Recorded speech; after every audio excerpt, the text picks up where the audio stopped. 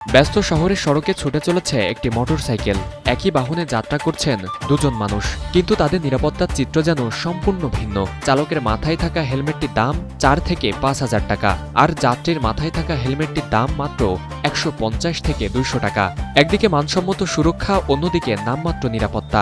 প্রশ্ন উঠেছে, তাহলে কি যাত্রীর মাথার মূল্য মাত্র 150 টাকা, নাকি সড়ক নিরাপত্তার এই বৈষম্যই আমাদের সামনে তুলে ধরেছে এক নির্মম বাস্তবতা? ভারী হেলমেট নিতে চায় না, এই কারণে অনেক সময় ওরা ফেরত চলে যায়। আমাদের তো যাত্রী দরকার, এই কারণে হালকা হেলমেট নিতে বাধ্য আমরা। এটা পরে দেখে যে ভারী হেলমেট, না আপনাদের যাব না, তখন আমি বাধ্য হয়ে এটা আমি করি। এই যে আমরা হালকা হেলমেট রাখছি, না এটা তো ভেঙে যাবে, মানে তাই না। রাজধানীর ব্যস্ত সড়কগুলোতে দেখা যায় চালকের মাথায় আছে শক্তপোক্ত দামি হেলমেট, কিন্তু পেছনে বসা যাত্রীর হাতে তুলে দেওয়া হচ্ছে এমন এক হেলমেট যা দেখেই বোঝা যায় এটি সুরক্ষার চেয়ে দায়সারা নিয়ম মানার প্রতীকী বেশি।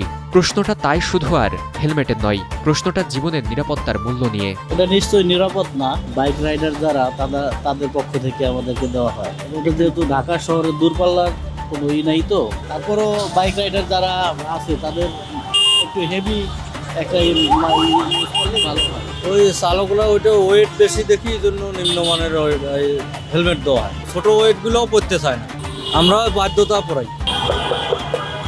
আমার হাতে যেটি দেখতে পাচ্ছেন, এটি কোনো বাদ্যযন্ত্র কিংবা খেলনা নয়। এটি খুবই গুরুত্বপূর্ণ যাত্রীর মাথা সুরক্ষা প্রদানকারী হেলমেট। তবে এটি দেখে বোঝার কোনো উপায় নেই এটি একটি হেলমেট। একেবারে প্লাস্টিকের তৈরি একটি হেলমেট, যার দাম 150 থেকে 200 টাকা। তবে দুর্ঘটনার সময় এই হেলমেটটা কতটা সুরক্ষা প্রদান করবে সেটাই এখন প্রশ্ন।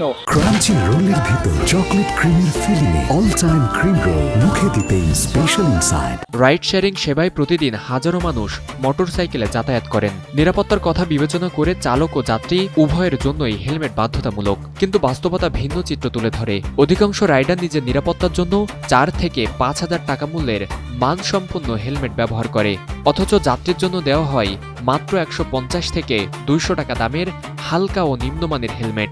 এ সকল হেলমেট দুর্ঘটনার সময় পর্যাপ্ত সুরক্ষা দিতে সক্ষম নয়, এমনকি চলন্ত অবস্থায় বাতাসের চাপেই সরে যাওয়া বা খুলে যাওয়ার ঝুঁকিও থাকে। ফলে যাত্রীকে নিরাপদ রাখার বদলে তাকে এক ধরনের ভুয়া আশ্বাস দেওয়া হয়। ওই নর্মাল সেফটির জন্য আর কি, এদের উচিত ভালো হেলমেটগুলো রাখার জন্য। ঘামের জন্য, কারণ প্রচন্ড গরমের জন্য অনেকে পড়তেছে না, এটাও ঠিক আছে। এগুলো চাহিদা অনেক। এগুলো হচ্ছে পাঠাও রাইড শেয়ার করে যারা, তারা এগুলো ইউজ করে। এগুলো দাম হচ্ছে 200 টাকা।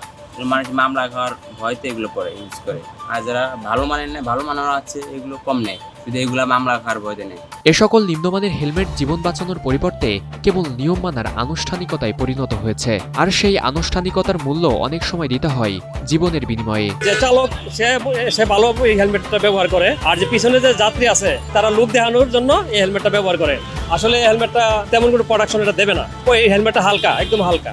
এই ব্যাপারে আইন শৃঙ্খলা বাহিনী পদক্ষেপ নিচ্ছে, আসলে এটা কোনো কাজে দেবে না। নিরাপদ সড়কের জন্য চালক ও যাত্রী দুজনের নিরাপত্তাকেই সমান গুরুত্ব দেওয়ার দাবি জানিয়েছে সচেতন নাগরিকরা। তাদের মতে, মানসম্মত হেলমেট ছাড়া বাধ্যতামূলক ব্যবস্থাও প্রকৃত নিরাপত্তা নিশ্চিত করতে পারে না। সড়কে ছুটে চলা প্রতিটি বাইকের পেছনে বসে থাকে একটি পরিবার, একটি স্বপ্ন, একটি জীবন। তবে একটি অসাবধানতায় বদলে যেতে পারে সবকিছু। তাই চালক কিংবা যাত্রী সবার জন্য সমান নিরাপত্তা নিশ্চিত করা প্রয়োজন। কারণ হেলমেটের ভেতরে থাকা মাথাটি একটি যাত্রী বা চালকের নয়, বরং একজন মানুষের। ফরিদুল ইসলাম ইমন, নিউজ 24, ঢাকা।